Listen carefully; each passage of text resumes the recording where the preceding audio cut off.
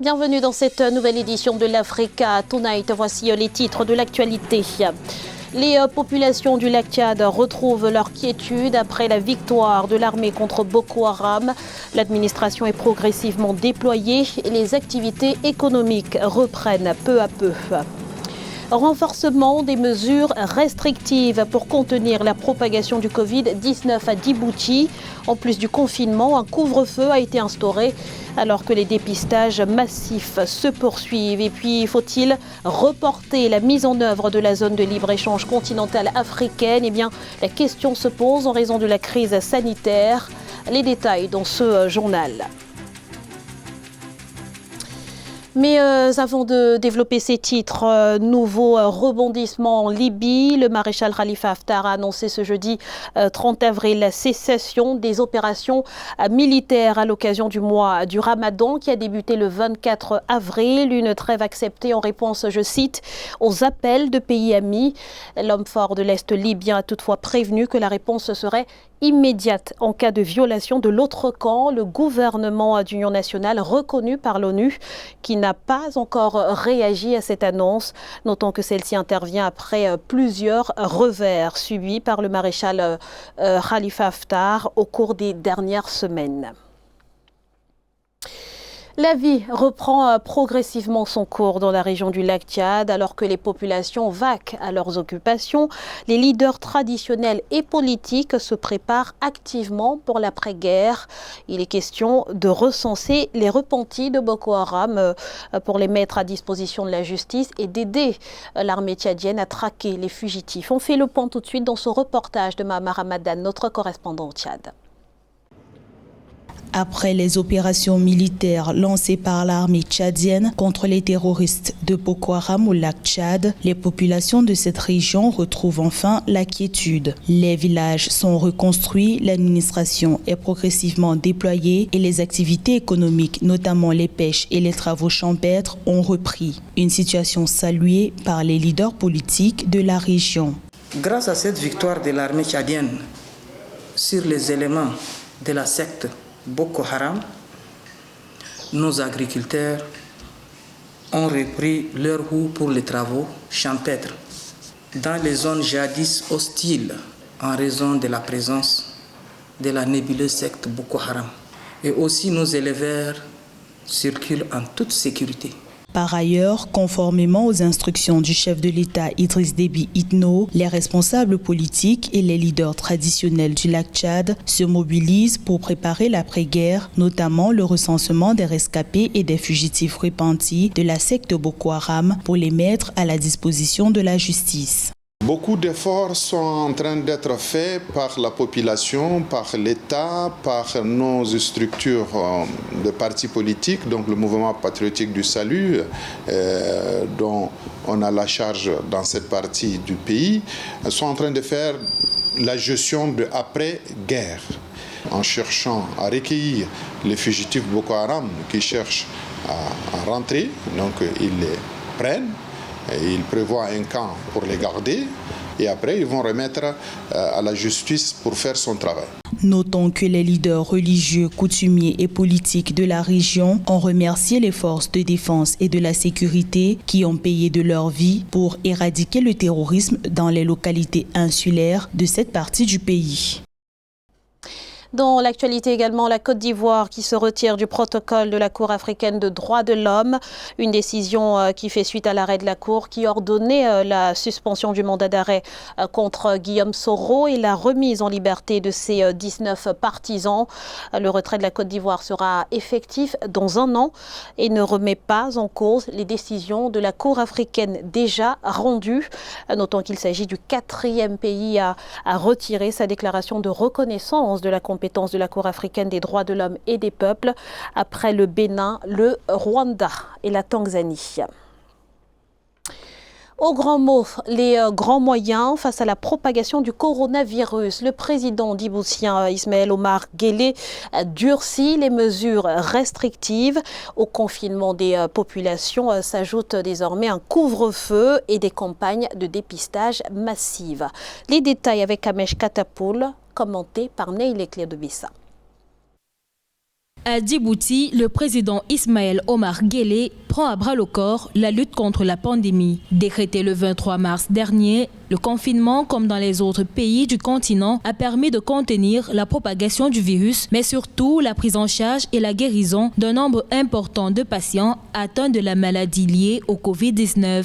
Le chef de l'État n'a pas hésité dès les débuts à prendre ses responsabilités, à déployer l'ensemble des efforts et des mesures qui consistent à la fois à protéger nos concitoyens, mais également à lutter contre la propagation du virus. Ce qui nous amène aujourd'hui, grâce justement à ces actions sanitaires, à avoir à peu près 600 personnes qui sont guéries suite justement au fait qu'ils aient contracté le virus. Des résultats encore insatisfaisants pour le président Ismaël Omar Guelleh qui vient de durcir les mesures en imposant notamment un couvre-feu. Selon les autorités locales, Djibouti recense entre 999 et 1072 cas de coronavirus. Si le chiffre paraît élevé, c'est parce que les autorités sanitaires ont privilégié des dépistages massifs, soit 11 000 tests déjà pratiqués. Le chef de l'État a ordonné un dépistage massif d'abord dans les quartiers populaires, dans l'objectif de mesurer la contagion communautaire, pour ensuite passer à celui sur le personnel essentiel dans le public en privé. L'objectif étant tout simplement de tester 10% de la population, dégager ensuite la stratégie et mesures dans la gestion de cette crise sanitaire. C'est dire le degré d'appréciation de la situation par les chefs de l'État qui continuent à engager tous les moyens relatifs à la protection de nos concitoyens. Le 31 mars dernier, un fonds d'urgence et de solidarité a été créé par le président Ismaël Omar Guelleh d'une valeur d'1 milliard de francs djiboutiens, un fonds auquel il a apporté sa contribution financière à hauteur de 10 millions de francs.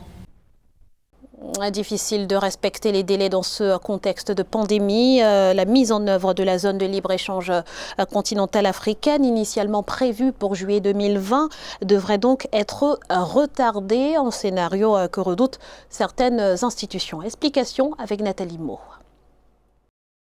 Incertitude quant au lancement effectif de la zone de libre-échange continentale africaine ZLECA. Prévu en juillet 2020, le démarrage de la ZLECA pourrait connaître des perturbations à cause des effets de la pandémie de Covid-19. L'information dévoilée par le secrétaire général de la ZLECA, Wankene Mene, n'indique pas le calendrier possible du report envisagé. Reporter le lancement des opérations de la zone de libre-échange continentale africaine serait une double peine pour les pays africains parce qu'au lendemain de la crise actuelle de cette pandémie, l'Afrique va faire face à une crise économique et humanitaire sans pareil. Si les responsables de l'initiative commerciale africaine évoquent des craintes, la Commission économique des Nations Unies pour l'Afrique estime que le lancement ne doit être reporté. Pour l'organisme onusien, la ZLECA pourrait permettre à l'Afrique de réduire l'impact du coronavirus sur son économie en limitant la dépendance aux partenaires extérieurs notamment. La crise actuelle va permettre aux Africains de bien comprendre l'importance de l'intégration des économies africaines, de la fluidité des marchés et le libre-échange communautaire. Il faudrait plutôt maintenir le lancement de la zone de libre-échange continentale. La zone de libre-échange continentale a été ratifiée par 55 pays africains. Elle représente un enjeu économique de 3,4 milliards de dollars pour un marché de 1,3 milliard d'habitants. La ZLECA va devenir le plus grand nouveau bloc commercial depuis la création de l'Organisation mondiale du commerce en 1994. La lutte contre le coronavirus nécessite beaucoup de fonds. Après la Côte d'Ivoire, le Sénégal a émis sur le marché financier de l'UEMOA une obligation sociale, émission qui a trouvé un écho favorable auprès des investisseurs qui se sont engagés à hauteur de 426 milliards de francs CFA. C'est 4 fois plus que l'objectif initial. Plus de précision avec Amenedi. Le Sénégal a clôturé avec succès sa première émission de bons Covid-19 mardi 28 avril 2020. Le pays a réussi à mobiliser environ 103,1 milliards de francs CFA alors que l'objectif initial était de 100 milliards. Les bons Covid-19 relèvent d'une initiative de la Banque centrale des États de l'Afrique de l'Ouest avec des soumissions faites à taux multiples inférieurs ou égaux à 3,75%. Cette émission de bons assimilables du Trésor est conçue comme étant un pont pour les États en attendant la rentrée des fonds attendue dans le cadre de la lutte contre la pandémie de Covid-19. Le plan de trésorerie des États pour rembourser cette dette est alimenté par les engagements des partenaires techniques et financiers. Les investisseurs ont proposé un peu plus de 426 milliards de francs CFA, 4 fois plus que le montant recherché, ce qui traduit bien l'engouement autour des bons Covid-19 initiés par la BCEAO. C'est une question de survie. On ne peut pas faire autrement que de prêter de l'argent aux États pour faire face aujourd'hui à la situation actuelle, parce que sans cela, les conséquences de ce semi-arrêt vont être extrêmement désastreuses pour les pays africains. Je ne parle pas seulement du point de vue économique, ça va du point de vue social, du point de vue politique. Et quand vous voyez qu'en Europe aussi c'est la même chose, on essaie de trouver de l'argent partout pour essayer de financer cette économie qui est quasiment à l'arrêt. Et puis on escompte que plus tard, la situation s'améliorera. Assortie d'un rendement moyen pondéré de 3,40%, l'émission faite par le Sénégal sur le marché vient en secours aux recettes fiscales presque en chute. Sont chiffrés à 5 300 milliards de francs CFA les besoins des pays de l'UEMOA pour faire face à la pandémie du coronavirus. Faut-il reprendre les entraînements dans la perspective d'une reprise du championnat de football en Tunisie? Eh bien, les autorités hésitent et demandent au club de faire preuve de patience, alors que dans d'autres pays, l'heure est aux vacances puisque les fins de saison ont été actées. Les détails dans ce sujet de la rédaction. En Tunisie et dans l'immédiat, il n'y aura pas d'entraînement collectif pour les clubs qui l'ont programmé. C'est la décision prise le dimanche 26 avril 2020 par la Fédération tunisienne de football qui a repoussé la possibilité d'une reprise de ces exercices. L'instance dirigeante du football tunisien explique cette décision par le fait que les modalités de la future reprise ne soient pas encore arrêtées. La Fédération tunisienne de football met donc en garde les clubs qui envisageaient de recommencer les exercices collectifs et leur demande de patienter le temps que l'instance discute avec les autorités compétentes chargées de gérer la situation sanitaire d'urgence imposée par le coronavirus. La Tunisie compte 1000 personnes environ contaminées par le Covid-19 et un peu plus de 40 décès.